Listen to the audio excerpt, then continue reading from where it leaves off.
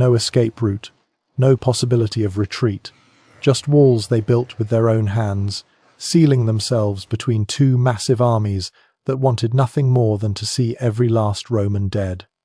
The fate of Western civilization hung on one impossible gamble. By the end of this video, you'll understand why the greatest military genius in history chose to bury his entire army alive, and how this suicidal strategy created the most dominant empire the world has ever seen. I'm going to reveal 3 things that will change how you see ancient warfare forever. First, the secret engineering marvel that turned a death trap into a killing machine.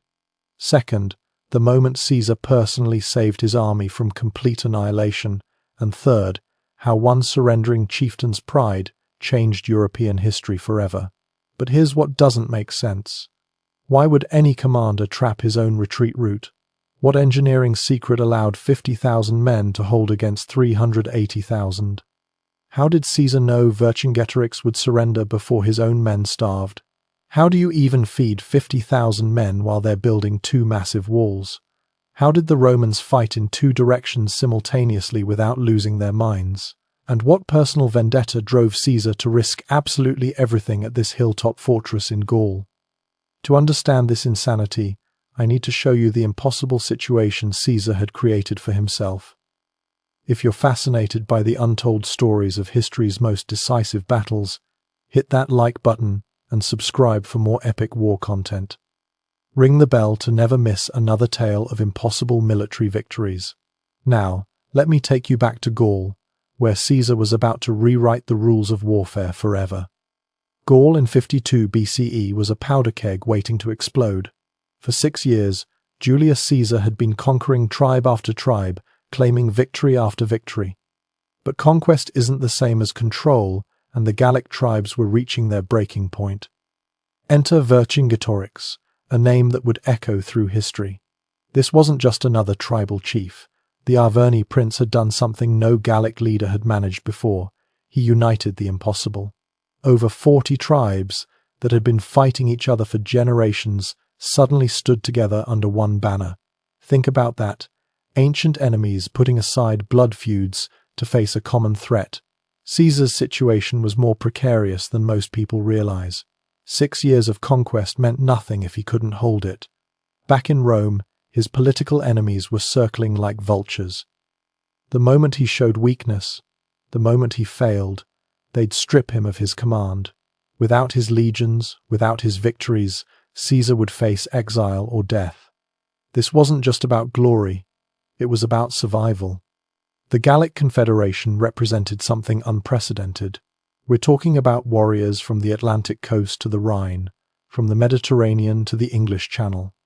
Different languages, different gods, different ways of fighting, all united by one thing: hatred of Rome. For the first time in history, Gaul spoke with one voice, and that voice was calling for Roman blood. But here's where Caesar's genius becomes terrifying. When his scouts reported on Alesia, any reasonable commander would have looked for another target. The fortress sat on a plateau, surrounded by rivers and valleys. Natural defenses made it nearly impregnable. The high ground gave defenders every advantage. Attacking it was madness. Yet Caesar saw something others missed. Vercingetorix had made Alesia his stronghold, gathering 80,000 of his best warriors behind its walls. The Gallic leader thought he was safe, thought Caesar would never dare attack such a position. That overconfidence would prove fatal. The power dynamics were fascinating. Romans were the occupiers, the invaders who'd brought their laws and their eagles to free Gaul. But they were also the representatives of civilization, of order against chaos. The Gauls were freedom fighters, defending their homeland, but also warriors who practiced human sacrifice and collected enemy heads as trophies. Caesar needed this victory. Not wanted, needed. His entire career, his life, his place in history depended on breaking Gallic resistance once and for all. Failure meant returning to Rome in chains. Success meant immortality. Vercingetorix needed this victory too. His people's independence, their way of life, their very identity as free Gauls hung in the balance. He'd united the tribes through strength and charisma, but that unity was fragile. One major defeat and it would shatter like glass. The geography of Alesia would become crucial. 2 rivers flanked the plateau. Hills surrounded the approaches. Any assault would have to climb steep slopes under missile fire. The fortress itself was a masterwork of Gallic engineering, with walls that had never been breached. But geography cuts both ways. Those same features that made Alesia impregnable also made it a trap. Once inside, Vercingetorix's army would need supplies. Those 80,000 warriors needed food, water, fodder for their horses. The fortress that protected them could also become their prison. When Caesar's scouts first saw Alesia's walls, they should have retreated. Instead, Caesar commanded 10 legions of Rome's finest soldiers. Not conscripts or militia. These were professionals who'd been fighting in Gaul for years.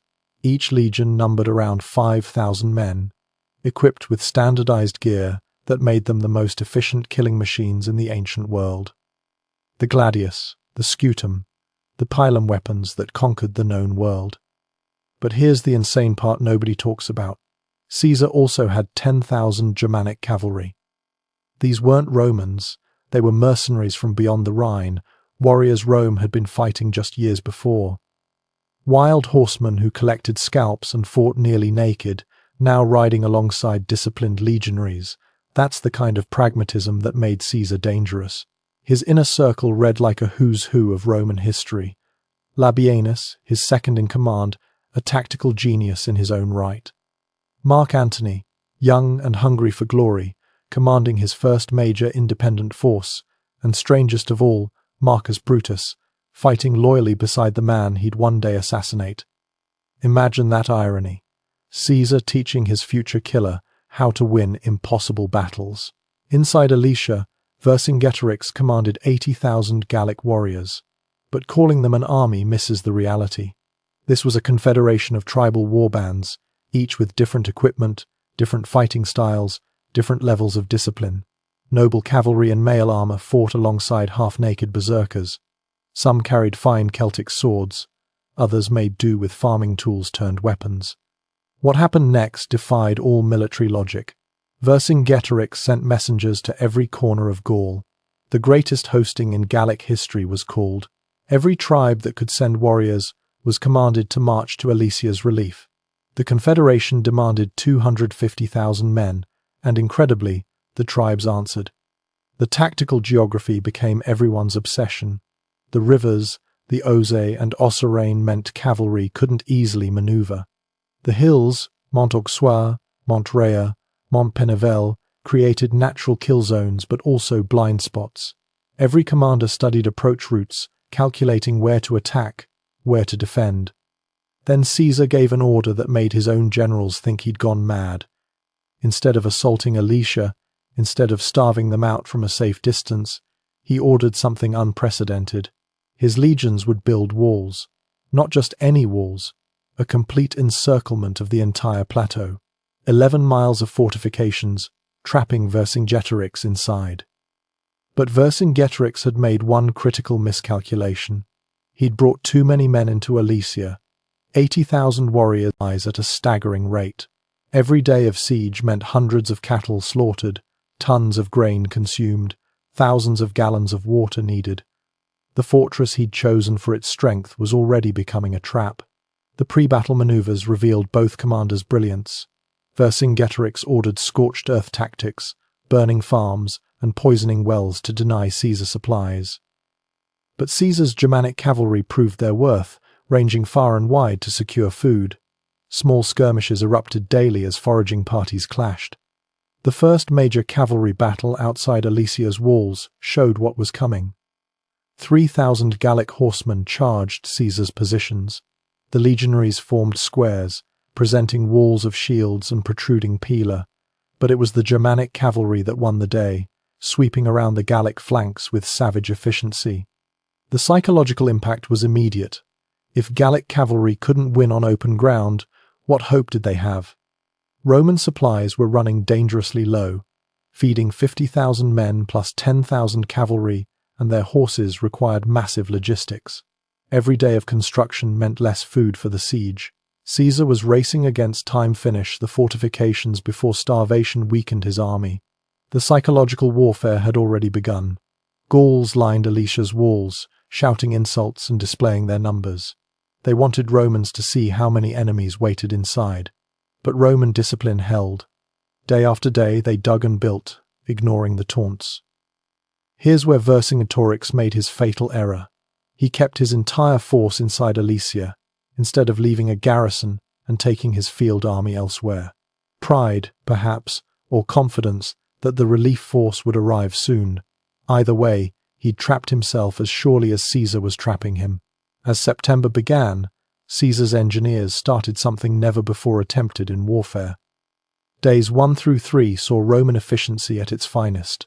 The circumvallation, the inner wall surrounding Alesia, began taking shape with frightening speed.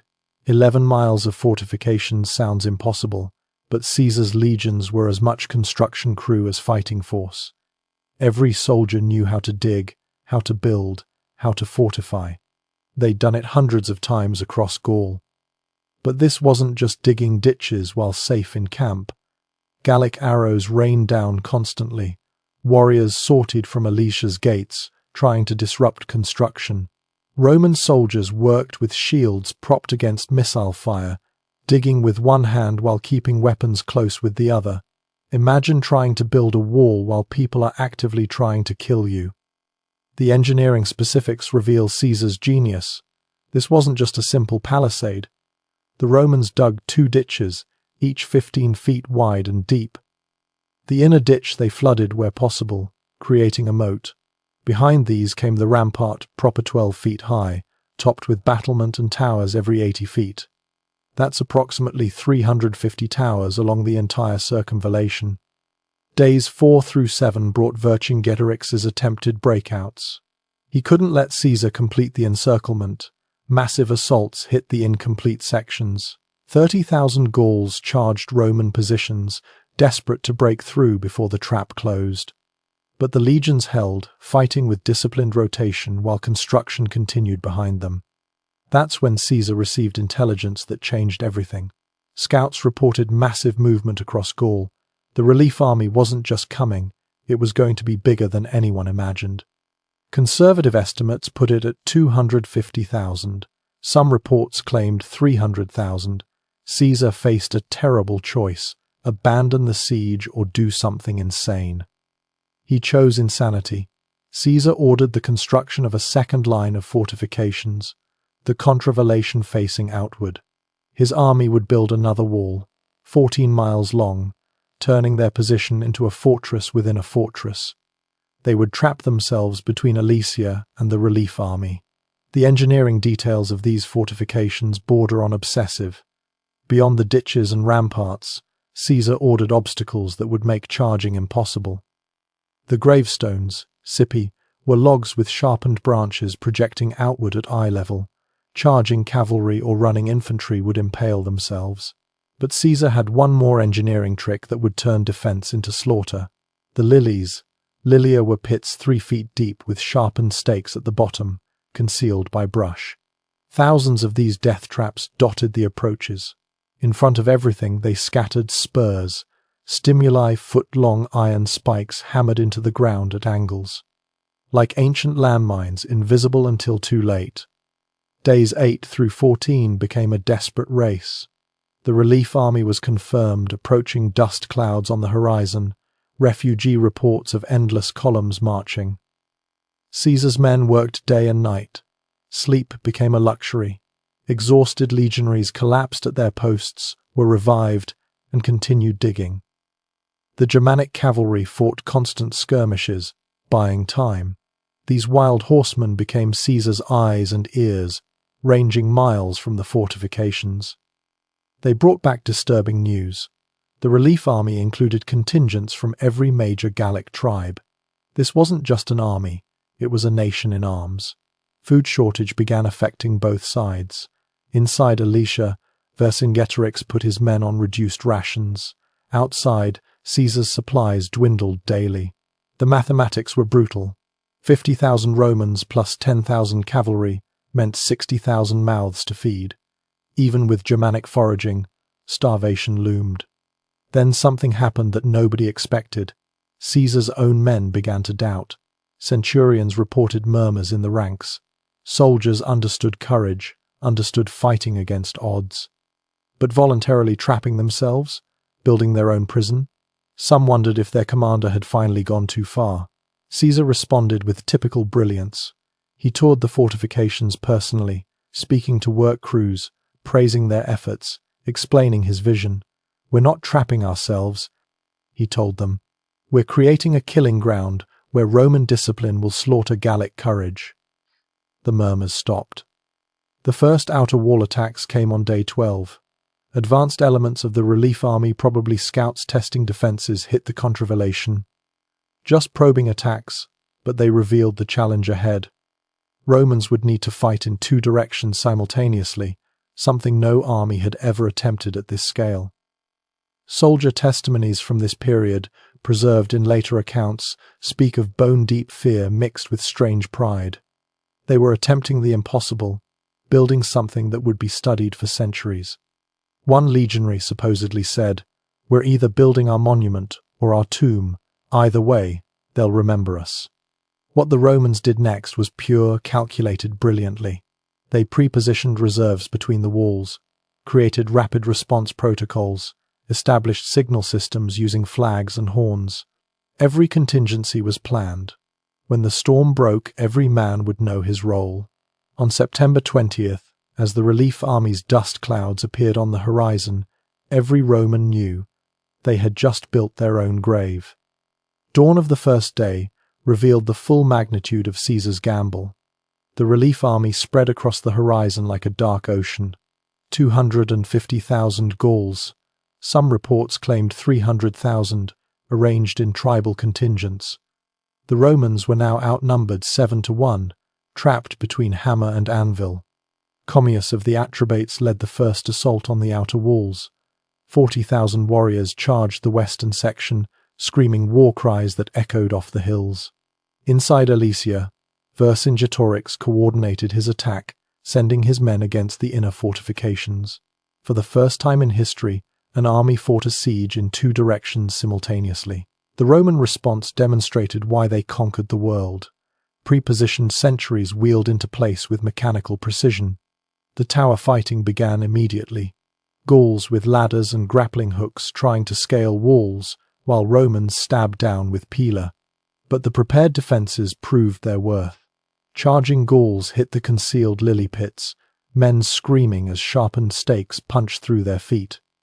The stimuli claimed hundreds more, iron spikes tearing through sandals and flesh. But here's where Caesar's madness became genius. The gravestones, those sharpened logs, channeled attacking forces into kill zones. Gauls couldn't charge straight. They had to weave between obstacles. This gave Roman artillery scorpions and ballistae clear targets. Imagine trying to dodge giant arrows while navigating a maze of death traps. The sensory overload was total. Screams came from both directions.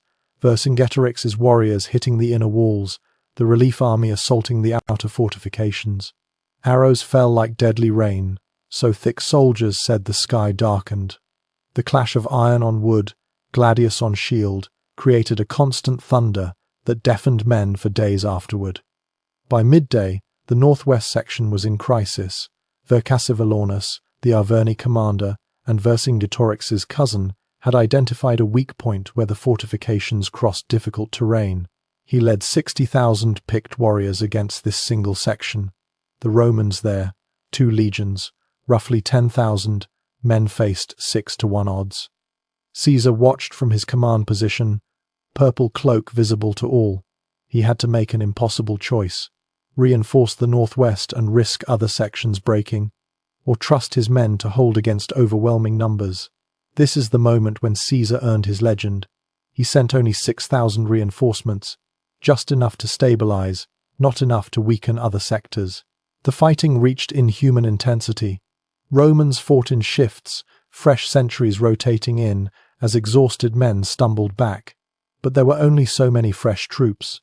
By late afternoon, some sentries had rotated 3 times. Men fought on despite wounds that would normally sideline them.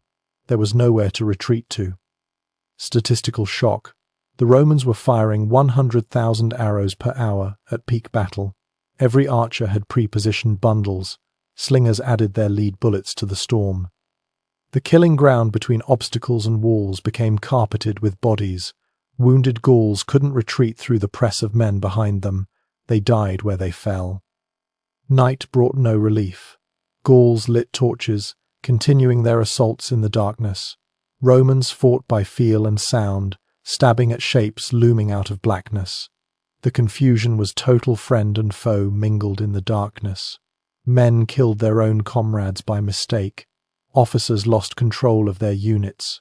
Only the walls themselves maintained any sense of order.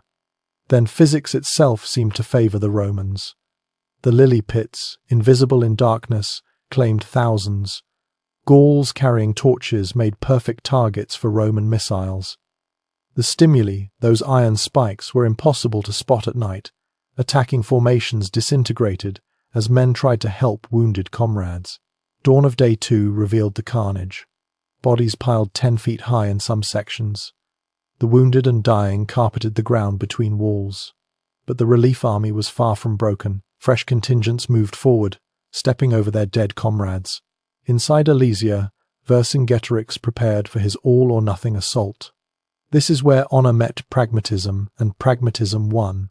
Caesar received reports that Labienus's section was about to break. 6 cohorts had been fighting for 20 straight hours. The general himself was wounded, still fighting in the front rank. Without immediate reinforcement, the entire northern section would collapse. Simultaneously, Mark Antony's position came under massive assault. The future triumvir faced 40,000 Gauls with just 6,000 exhausted Romans. Messages begged for reinforcement. Cannot hold much longer. Caesar faced every commander's nightmare 2 crisis points, insufficient reserves to address both. But then something occurred that nobody, not even Caesar, expected. The Germanic cavalry, held in reserve between the walls, took matters into their own hands. Their chieftain, whose name history sadly doesn't record, saw the crisis and acted. Without orders, 4,000 horsemen charged out a rear gate, riding hard around the entire battle to hit the Gauls attacking Labienus from behind. Caesar made his choice. Taking his last reserve, just 13 cohorts, about 6,000 men, he split them. Half went to Antony, half followed him personally to Labienus. But here's the detail that changes everything. Caesar didn't just send reinforcements, he led them himself. Purple cloak streaming, clearly visible to every Roman on the walls. The psychological impact was instant. Exhausted legionaries who could barely lift their shields suddenly found new strength. Caesar comes. The cry spread along the walls faster than any messenger. Men who'd been fighting for a day and a night prepared for one more effort. What happened in the next 60 seconds decided Western civilization. 3 forces converged on the northwest section simultaneously. Labienus's exhausted men held the wall. Caesar's reinforcements hit from inside. The Germanic cavalry smashed into the Gallic rear. Caught between 3 forces, pressed against their own obstacles, the Gauls had nowhere to go. The slaughter was absolute. Unable to retreat through the press of their own men, unable to advance through Roman steel, the Gauls died where they stood. The Germanic cavalry, in their element now, cut down fleeing warriors with savage efficiency. These weren't Roman citizens bound by rules. They were paid to kill, and they earned their gold that day. Inside Alesia, Vercingetorix watched his cousin's force disintegrate. He'd launched his own assault, sending every available warrior against the inner walls. For a brief moment, it seemed like the interior might break even as the exterior held. Gallic warriors actually breached the inner wall in 3 places. This is when things went from desperate to impossible. Caesar, still visible in his purple cloak, led a charge that military historians still study. Leaving subordinates to handle the outer battle, he raced to the inner wall. The sight of their commander, personally leading reinforcements, turned the tide. Romans who'd been falling back suddenly stood firm. But the Gauls had one advantage Caesar couldn't counter: desperation. They knew this was their last chance. Warriors threw themselves on Roman spears to create gaps for their comrades. Noble cavalry dismounted, preferring to die on foot rather than flee. The fighting reached a crescendo of violence that survivors could barely describe. Then came the moment that would haunt survivors forever. The relief army's main force seeing the northwest attack fail, seeing thousands of their best warriors trapped and dying broke. Not a gradual retreat, not a fighting withdrawal, they simply turned and ran. 200,000 men, fleeing the field, abandoning their trapped comrades. Inside Alesia, from the walls, Vercingetorix saw it happen. The relief army he'd summoned, the force that was supposed to save Gaul running. His assault on the inner walls faltered as word spread. Warriors who'd been ready to die suddenly lost heart. The greatest army Gaul had ever assembled was melting away like morning mist. Caesar seized the moment. Fresh Germanic cavalry pursued the fleeing Gauls for miles, cutting down stragglers. Roman infantry sorted from the fortifications, adding to the slaughter. What started as a battle became a rout, then a massacre. The killing continued until exhaustion, not mercy, stopped it. As the sun set on the second day, 50,000 Romans had done the impossible, but what happened next would echo through history. Dawn of the third day brought an eerie silence. No war cries, no assault preparations. From Alesia's highest tower, a white flag appeared. After witnessing the relief army's abandonment, after losing thousands of his best warriors, Vercingetorix had called his final council. The Gallic chieftains faced a bitter choice. Continue fighting and face starvation, or surrender and hope for terms. Some advocated fighting to the death. Others, more pragmatic, pointed out their families were also trapped in Alesia. The debate raged through the night, but Vercingetorix himself ended it with characteristic nobility. "I united Gaul to fight for freedom," he reportedly said. "I won't let it die for my pride." He would surrender personally, taking full responsibility, hoping Caesar might spare the others. It was the decision of a true leader sacrificing himself for his people. The statistics tell their own brutal story. In just 2 days of fighting, 40,000 Gauls lay dead between the walls. Thousands more died in the pursuit. Roman casualties, while serious, were remarkably light for such a battle. 12,000 wounded, 5,000 dead. The lily pits alone had killed more enemies than many entire battles. The surrender ceremony became legendary. Vercingetorix donned his finest armor, his best weapons, his most decorated horse. He rode out from Alesia's gates alone, approaching Caesar's command position. In full view of both armies, he circled Caesar's chair, once a final moment of Gallic pride, then dismounted and